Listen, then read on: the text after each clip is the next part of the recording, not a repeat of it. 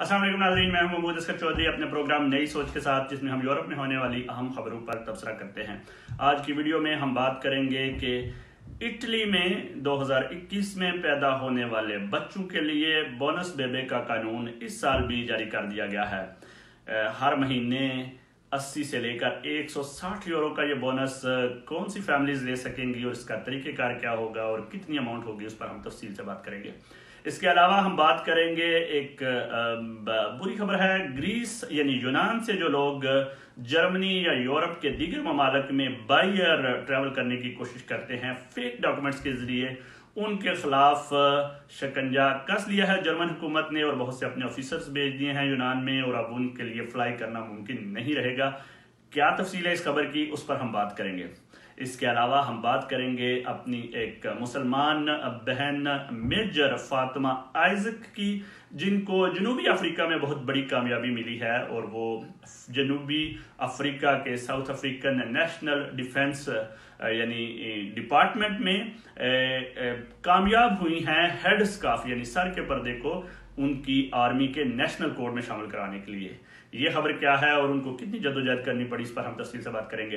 Video में आगे जाने से पहले मैं लोगों का बहुत शुक्रिया अदा करना चाहता हूं जो जज्बा के चैनल को सब्सक्राइब कर चुके हुए हैं, हमारी वीडियोस को लाइक करते हैं, अच्छे अच्छे कमेंट्स करके हमें फीडबैक देते हैं और इन वीडियोस को ज़्यादा से ज़्यादा शेयर करते हैं। अगर आपने अभी तक जज्बा को ज्वाइन नहीं किया तो आप भी सब्सक्राइब कर लें ताकि आप अच्छी अच्छी मालूमात आप तक पहुँचते रहें। बहुत शुक्रिया। इटली में रहने वाली फैमिलीज के लिए खुशखबरी है कि इटली ने जो मालियाती कानून है लेजेडी बिलांचो 2021, उसमें भी बोनस बेबे और दीगर फैमिली बेनिफिट्स को शामिल रखा हुआ है।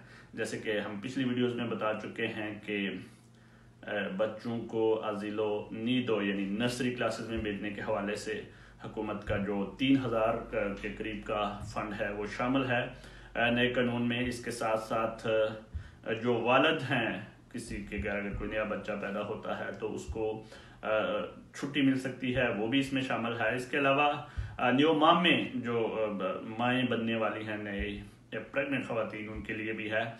लेकिन आज हम स्पेशली बात करेंगे बोनस बेबे के हवाले से। ये क्या बोनस है?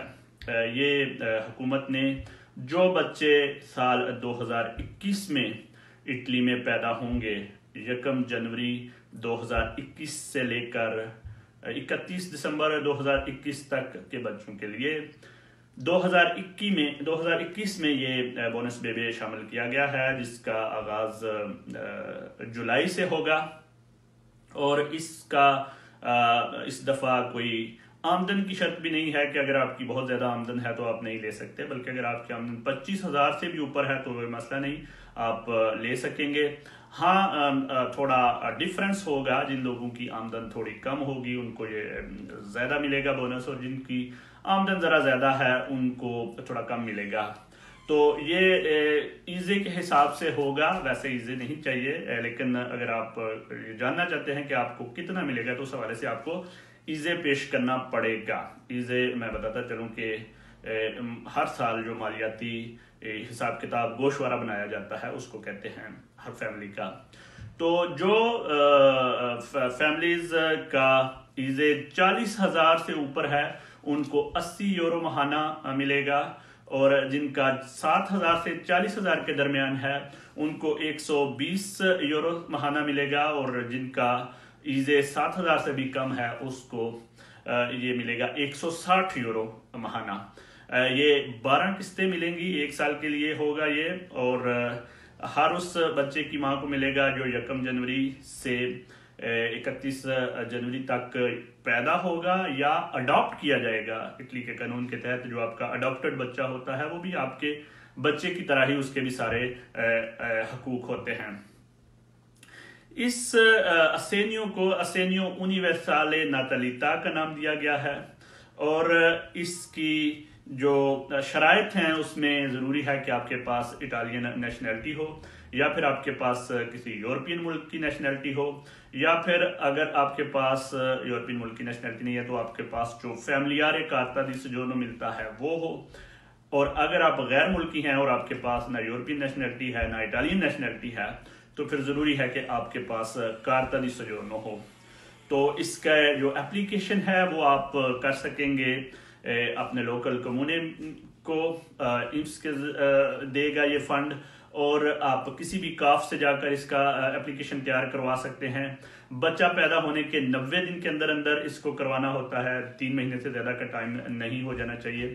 تو جب بچہ پیدا ہو تو فوراً پہلے 3 مہینوں میں ہی اس کو اپلائی کر دینا چاہیے۔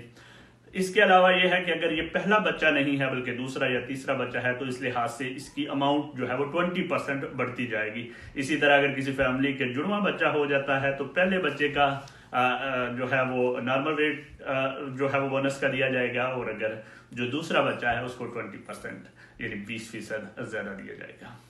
تو آپ اپنے لوکل کاف یا ٹریڈ یونین یا پتروناتو سے رابطہ کر کے اس حوالے سے اپلیکیشن تیار کروا سکتے ہیں۔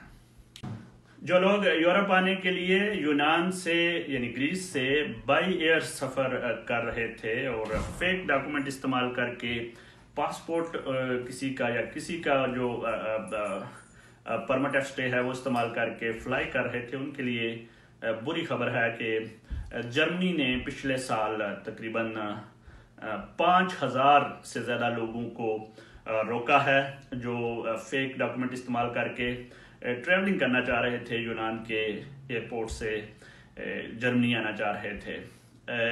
یہ رپورٹ چھاپی ہے، جرمنی کا اخبار ہے برلینر مورگن پوسٹ۔ ان کی تحقیق کے مطابق یونان کے اندر جرمنی حکومت نے اپنے انسپیکٹرز بھیجے ہوئے ہیں جو ایئرپورٹ پر کام کرتے ہیں اور جو ایسے لوگوں کو روکتے ہیں جو جعلی ڈاکومنٹ استعمال کر کے اپنے کسی دوست کا کوئی ڈاکومنٹ لے لیا اور اس پر ٹریولنگ کر کے جرمنی آنے کی کوشش کرتے ہیں۔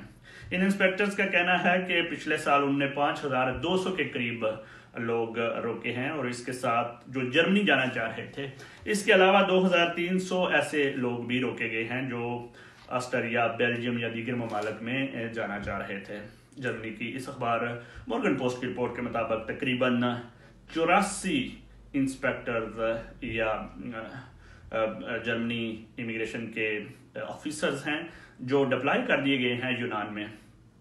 جرمنی حکومت کا کہنا ہے کہ یونان کے رستے جو انسانی اسمگلنگ ہے اس کو روکنے کے لیے اگلے سال اس سے بھی مزید سخت کارروائی کی جائے گی اور مزید آفیسرز ڈپلائی کیے جائیں گے، وہاں بھیجے جائیں گے تاکہ ایسے لوگ جو انسانی اسمگلنگ کے لیے یہ رستہ اپناتے ہیں کہ فیک ڈاکومنٹ استعمال کر کے یورپ میں ادھر ادھر جاتے ہیں، ان کو روکا جا سکے گا۔ ایک رپورٹ کے مطابق یونان میں اس وقت 1,20,000 کے قریب لوگ پناہ گزین ہیں، جو سیاسی پناہ گزین ہیں یا جو کیمپس میں رہ رہے ہیں، ان میں بچے بھی اور عورتیں بھی شامل ہیں۔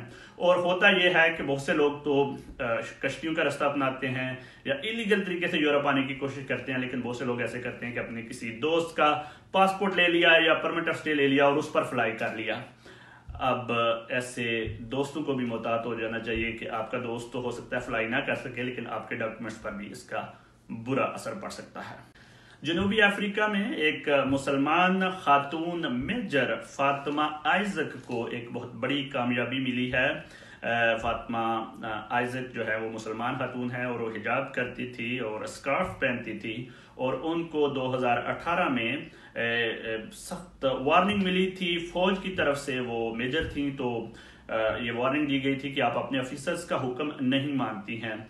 جنوبی افریقہ کے جو کوڈ ہے، ایڈریس کوڈ ہے، اس کے مطابق آپ سکارف نہیں لے سکتی، لیکن فاطمہ آئزک نے ہمت نہیں ہاری، اس نے فوجی عدالت میں اس کیس کو پیش کیا اور فوجی عدالت نے ان کو یہ اجازت تو دے دی کہ ٹھیک ہے آپ سکارف رکھ سکتی ہیں، سیاہ رنگ کا سکارف رکھیں، اور ان کے اوپر جو وارننگ تھی اس کو بھی ختم کر دیا، لیکن یہ کوڈ چینج نہیں ہو رہا تھا۔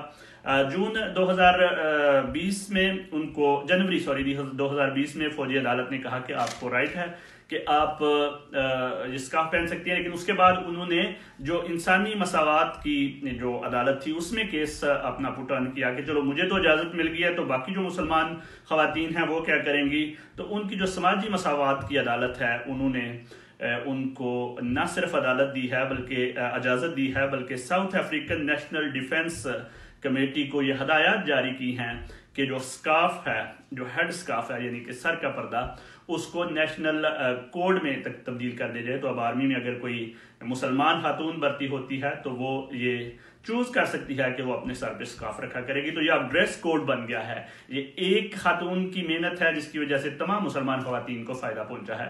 یاد رہے کہ بہت سے ایسے ممالک England, Scotland, New Zealand میں آلریڈی جو پولیس ہے اس کے ڈریس کوڈ میں حجاب شامل ہے، خواتین ہیڈ اسکارف پہن سکتی ہیں. تو اسی طرح ہوتا ہے اگر آپ ان کے مختلف شعبوں میں انٹر ہوں گے اور وہاں پہ جا کر آپ اپنی جدوجہد کریں گے تو نہ یہ صرف آپ کے لیے بلکہ بعد میں آنے والوں کے لیے بھی بڑی فائدہ مند ثابت ہو سکتا ہے.